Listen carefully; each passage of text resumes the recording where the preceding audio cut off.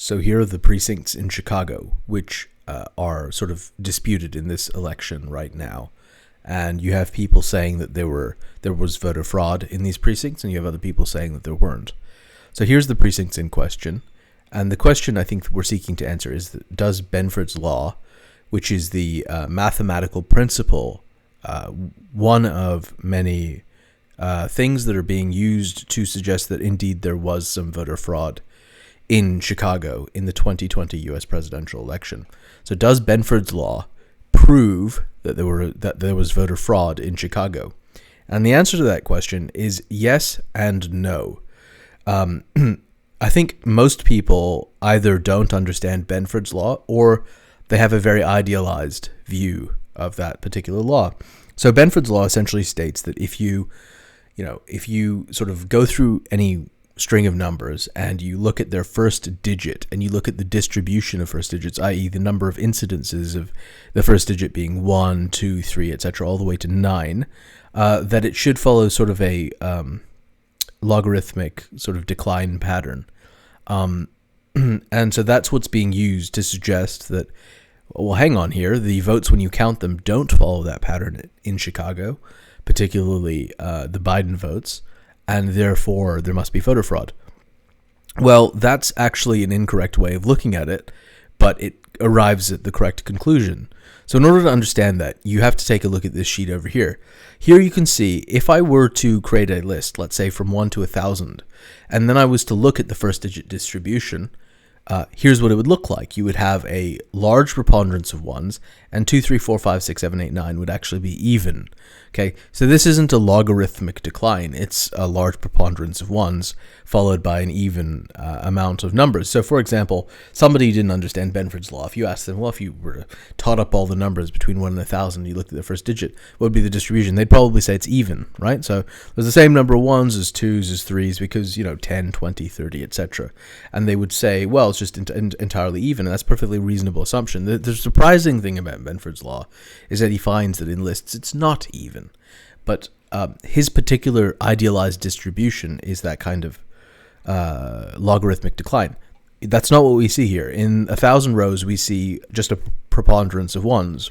If we go to 10,000 rows, i.e. the numbers 1 through to 10,000, you will see as well, there's more numbers totted up under each category, but there's simply a preponderance of ones. The same is true at 15,000 rows. I think it's more pronounced here. At 25,000 rows, it actually changes. So the distribution changes because you're now dealing with 20,000, 20,001, 20,010, all of which start with 2. And therefore, there's a lot of 2s start piling into the distribution sequence. And at 75,000 rows, what you have is 1, 2, 3, 4, 5, 6 have all piled in, and 7 has half piled in, and 8 and 9 aren't on the list.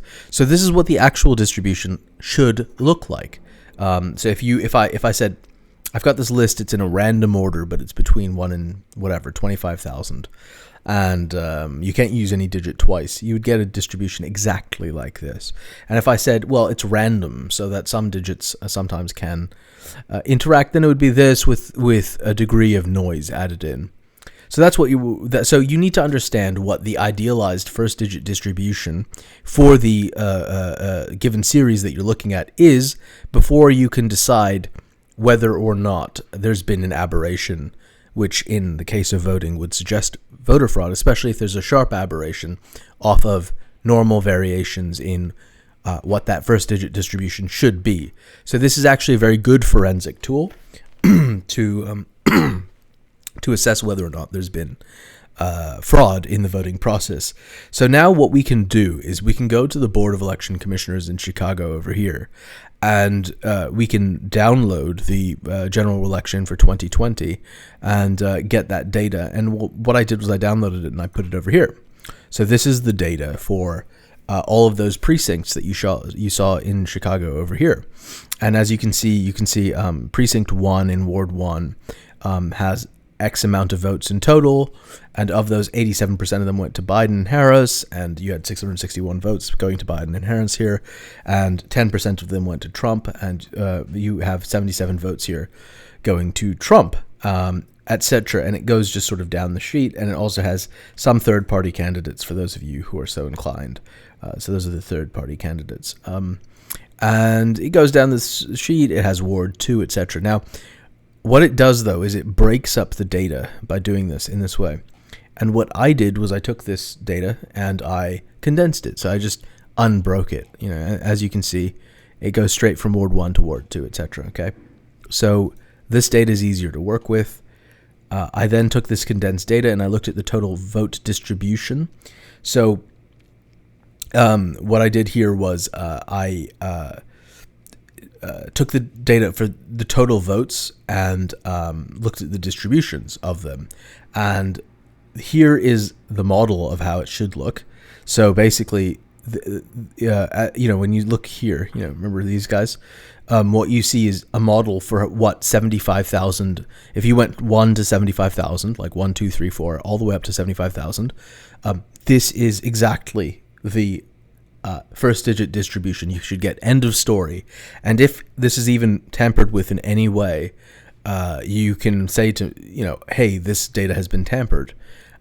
So that one's very clear cut, blah, blah, blah. Now over here, you can do roughly the same thing. You can look at the first digit distribution for the data in question, and you will get literally the first digit distribution for it. And that's what it looks like. It's this chart over here.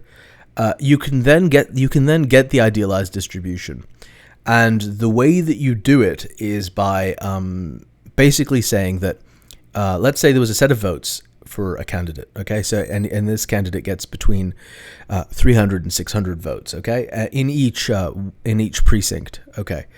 He's getting between 300 and 600, okay? You could then just throw in a random series of numbers between 300 and 600 and plot that out multiple times and average that out. And here, then you would get the first digit distribution, how it should look. And every time you change it, for example, you go in here and you press enter on the sheet or something, I think, right? Or whatever it is. Anyway, this will change a little bit every time. And the point there is that this is the idealized distribution, but because of the random noise, it can change a little bit. So this is exactly how it should look. And remember when I said over here, that's how 75,000 should look. So if it changes even a little bit, even an iota, you know that that's not what you're looking at anymore. You're not looking at the numbers 1 to 75,000 if it doesn't have this first digit distribution. It is just a law.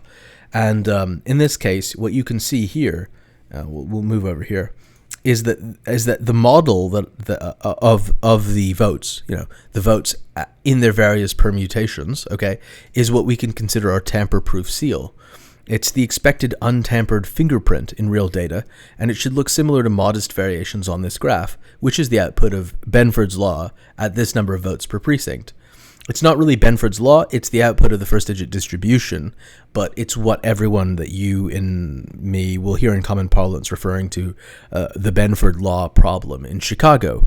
And so, there's even videos on YouTube where they go, well, is Benford's law having issues showing that there's voter irregularities in Chicago? And they'll say things like, well, no, it's not, because if you look at the first digit distribution that was in Chicago, which is this graph right over here, then what you see is that, it's consistent with having a set of precincts that are tightly packed between whatever, like 300 to 600 votes for Biden or Trump, 77 to 87 votes for Trump in each precinct. It's so tightly packed that the distribution is in and of itself squeezed, and therefore it's not a violation of Benford's law. And they're right, it's not a violation of Benford's law because the distribution is squeezed, but what we can do then is we can back out what the expected first digit distribution should be. And no matter how many times you back it out, you get something like this. Okay, this one might be slightly lower, slightly higher, but basically it's this, with less ones and less nines and roughly similar amounts of 2 to 8. And so they say, well, you can't use Benford's law on this, and therefore it's an irrelevancy. Well, it's true to say that you can't use Benford's law. You can use, however, a forensic analysis tool on which Benford's law is based, which is called first digit distribution. So this is our tamper-proof seal, okay? If it's tampered with, i.e. if the voting data itself, which has characteristics of that each precinct has between, a set range of votes for both Trump and Biden. This is the total vote distribution. So votes for Trump, Biden, and the third party candidates who are like 2% of the vote or something like that. This is how it should look. Okay. And this is a forensic tool you can use, and it should be correct. This was the real voting that we saw. And as you can see, ask yourself, was our tamper-proof seal, here's what it should be, broken or not in any noticeable way? And what I conclude here is, warning, the real total vote data shows pronounced aberrations consistent with vote tampering.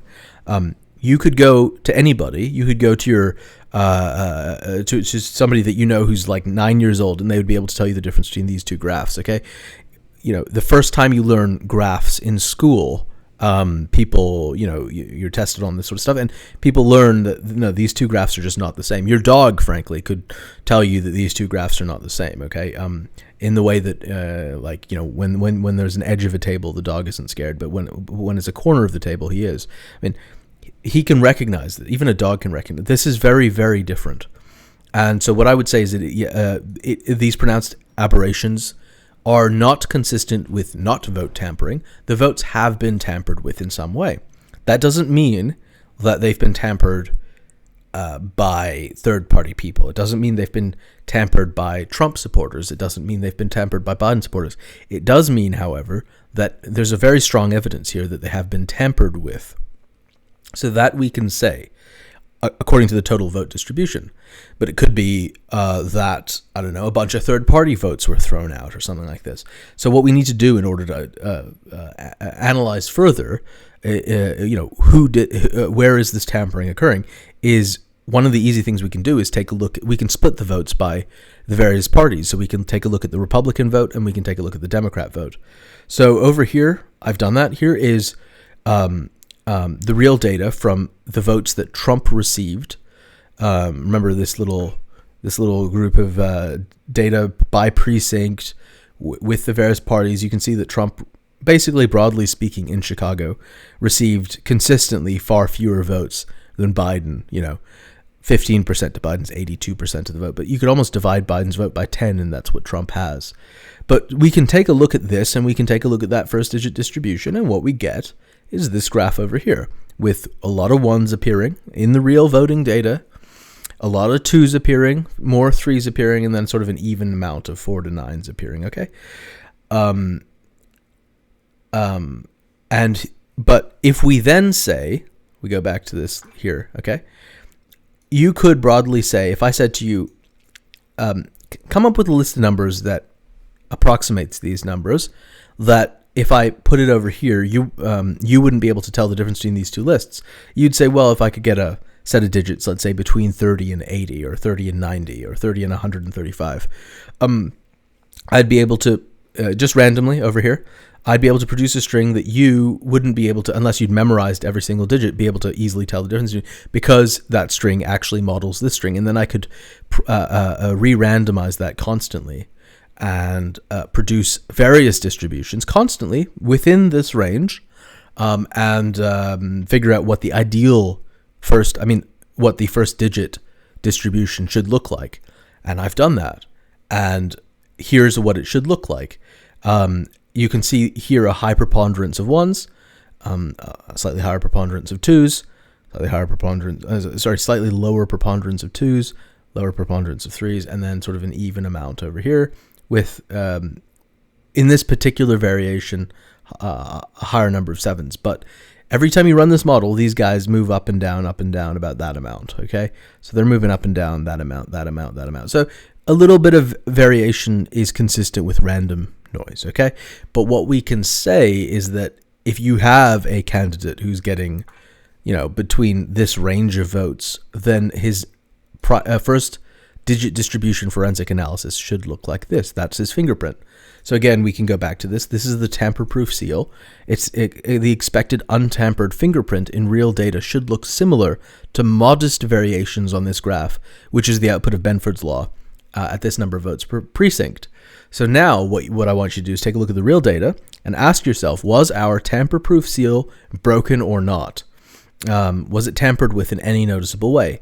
And my conclusion here with the Trump votes is that the real total vote data is broadly consistent with Benford's law or with the first digit distribution, whatever you want to call it. To your friends, you'll be talking about Benford's law, so it's fine. It shows only minor aberrations. You can't immediately see a huge difference between these two. Below digit 3, there are an overrepresentation of Trump vote totals in those smaller numbers compared to what is expected, suggesting that perhaps that votes were removed beyond that point.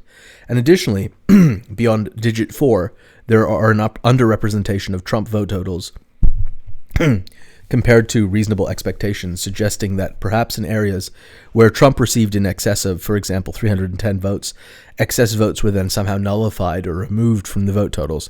So there are some changes. I think those of you looking at home will see that the two appears to be slightly different. So there, if you want to be very, very forensic about this, it is unlikely that random variation, when I re-randomize this thing constantly, would produce a 2 this high, okay?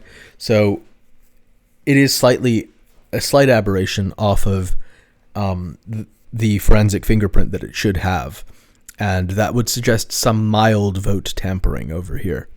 But it's not a significant amount. When you look at these two graphs, if you just look at them very quickly, if this was on a wall somewhere, right, and and this was just like you're at a restaurant, this is the picture, and then I swap it with this one, you wouldn't immediately be able to tell that I'd changed the picture because it's pretty close. So that's my conclusion there with the Trump vote. And so for those of you who are pro-Trump in this case, you can show this and show that what happened with respect to the vote, which is, I think, why people are interested in this. But then we go to the Biden vote distributions. And again, this is the model data, okay? So we went back to this data export. We went through the Biden stuff, right? We modeled out what the distribution should look like within this range of numbers. And the answer is this. Now, this particular variation of for those of you who know Excel graphs are not accurate. Excel graphs are bad. So they'll undershow the 1s and 2s and 7s and 8s and 9s. I also built, I think, a very quick model just within these numbers here. And but the model's accurate, basically. But what should happen is that you should see a little bit more 2s, a little bit more 1s, a little bit more 7s, a little bit more 8s, a little bit more 9s. I think that's Excel. The model is basically accurate. You can see the model error is very low. So, very, very low. So it's accurate, but these should be slightly higher, okay? It's just Excel kind of plots them badly. So this is what it should normally look like. This is if we go back to it, this is our tamper-proof seal. It's the expected untampered fingerprint.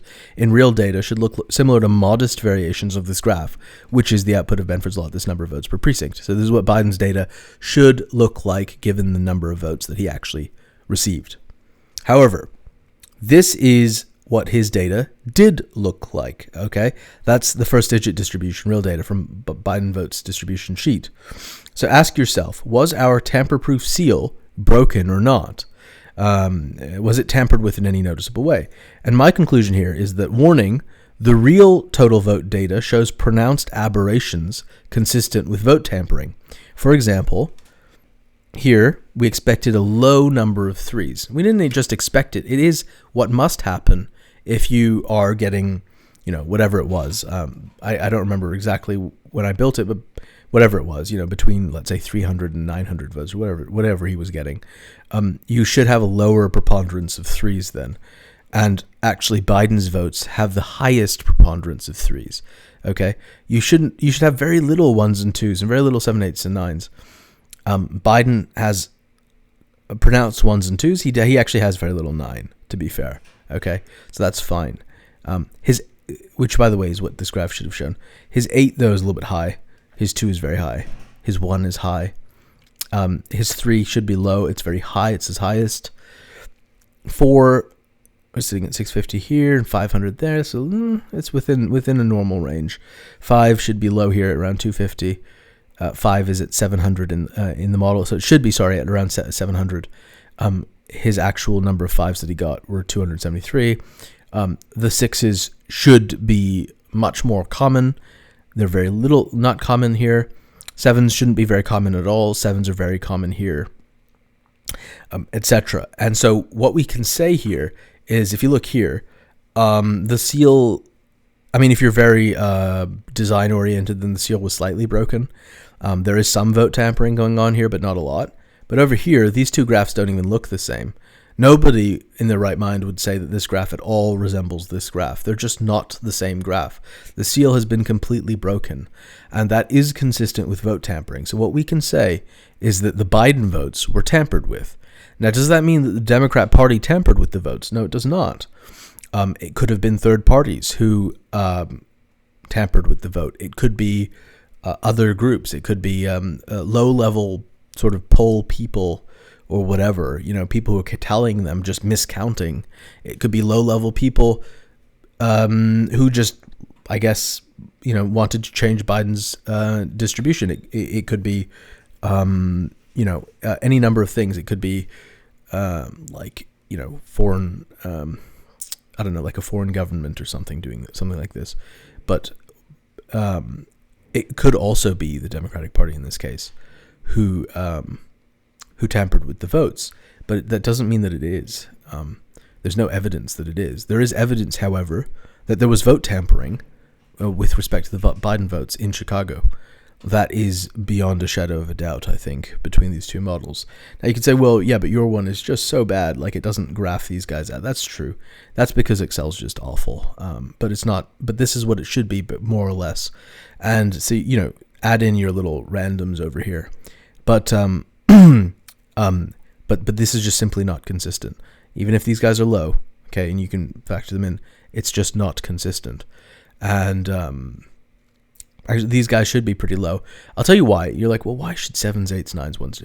Because Biden, if you go through the data over here, right, look at his votes, okay? He's not getting 100 votes ever, okay? He's just not. Because first of all, there appears to have been vote tampering, and therefore, if he ever did get 100 votes, votes were added so that he got 200 instead, okay? We're not seeing, I mean, you can take a look at it with your own eyes. We're not seeing any 100 votes. So if I looked at this and I went, well, what's the first digit there? It's 4, it's 3, it's 4, it's 3, it's 2, it's 2. So in the real data, this isn't model data, this is real data. He didn't get any 1s. That's why the 1 is so low. It looks strange, but that's because if you try to develop a function that approximates the real votes that he got in any actual organic way, not the particular votes he got, but like this guy is capable of getting these kinds of votes, and you go through it, you do not get, and there's a 1 over there, okay? So you get a small, tiny little number of 1s, but you cannot back out a case wherein you could get these kinds of votes and just randomize it within this range and get any 1s. You just don't, okay? So as a consequence, the model itself, the fingerprint of this, should not contain many of the 1s or 2s or 7s or 8s or 9s equally.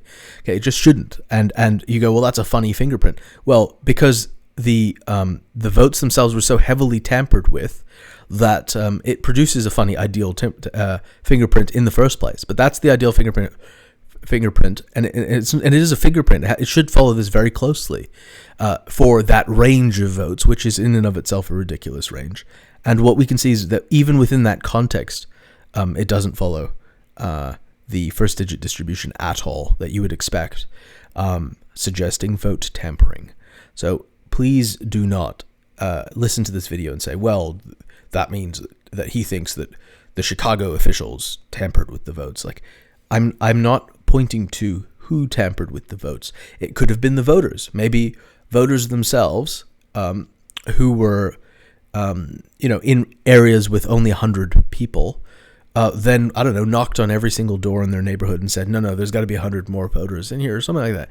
It's possible. It's just highly unlikely. Somebody tampered with the votes. This is not normal. This is not supposed to happen. So, in terms of the case, generally speaking, that, well, Chicago's precincts were tampered with respect to Benford's law, is that true or not? Again, the answer is yes and no. If you take Benford's law as literally that it should follow logarithmic distribution, well, this kind of does, in a way, follow the logarithmic distribution, but that's a misunderstanding of Benford's law.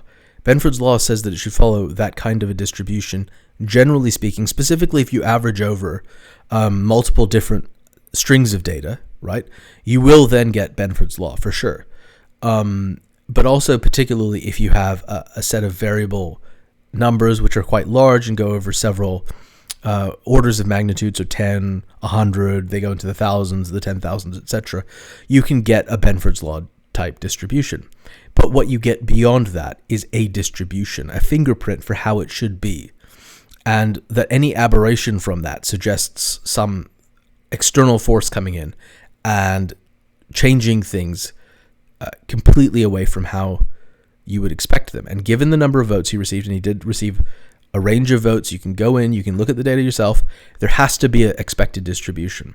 And we know this is the expected distribution. So when we go into the total votes, we see an aberration. And then we ask the question, well, why? Can we dig in and see where particularly the aberration is? We look at the Trump votes, we don't see that kind of pronounced aberration. Like, this is not created by the Trump votes being slightly aberrative, but it is created by, I think, the Biden votes. It could be created, I didn't check the third parties, if you'll notice, because they were like at 1%, 2%, there's like 50 of them, you know?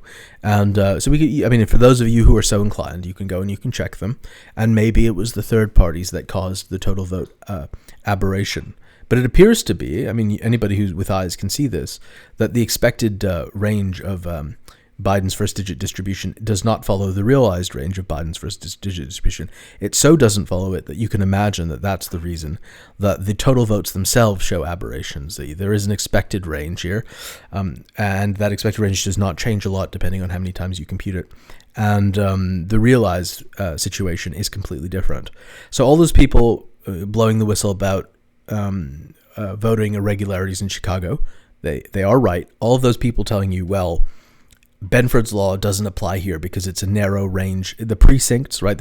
First of all, there's 2,700 and something precincts, okay? That's important because for those of you saying, well, there aren't enough precincts to, so let's say there was like 5 precincts, okay? Well, then you could say that randomness itself, i.e. that it's possible that all 5 of the precincts went the exact opposite way that they should in any given average scenario. Yes, that's true if there was less than 20. So in statistics, the principle is n equals to or greater than 20. So the number of data points, once it's above 20, you can say that there's a degree of statistical significance there. Above 20, people will look at that and they'll say that can be statistically significant if there is a signature there. But with respect to the precincts, we're at 2,739 precincts, okay? Not 20, like that would be 20 over there. 2,739. So the data is that's highly significant. Unlike having only 20 precincts, where it is possible that all 20, did the wrong thing. It's not possible that 2,739. That's a lot. N equals to 3,000 or 2,700 is way too much n. I.e., every time you add new precincts in, the effect of randomness drops. So if you had only 5, let's say you had 3 precincts, okay, then this distribution would change wildly every time you recomputed the model for its expected first-digit distribution. It would change wildly. But with 2,709 precincts, it doesn't. And so it's very fixed. It's telling you, no, this is how it should be, and that's that. And we see aberration. And that aberration cannot be explained by simply different voting behavior. It's impossible. Because if you had different voting behavior between 300 and 800 votes, whatever, you guys can look at it yourself and say what you think that is. And I have done that. It doesn't change anything when you change small numbers like that because of the number of precincts and stuff. And you had people voting, 360 votes, 370 votes, etc. It doesn't matter if it was random, and it will be because there's so many precincts, i.e. all of these guys, you give them 300, 400 votes, whatever, you'll get random numbers between 300 and 400 in each of these precincts voting for, in this case, in total, okay? And that won't change. And then if you go and you do that first distribution, it looks like this. That's what it looks like.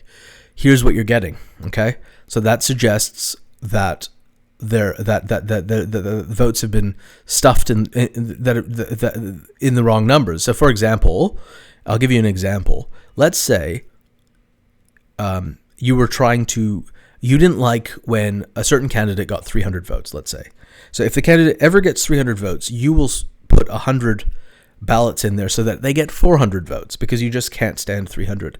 Then you would be able to break this, okay? The seal would be broken if you were able to stuff 100 ballots every time it didn't go your way. What would happen, let's say, with 300, let's say you have 500 votes in total, okay?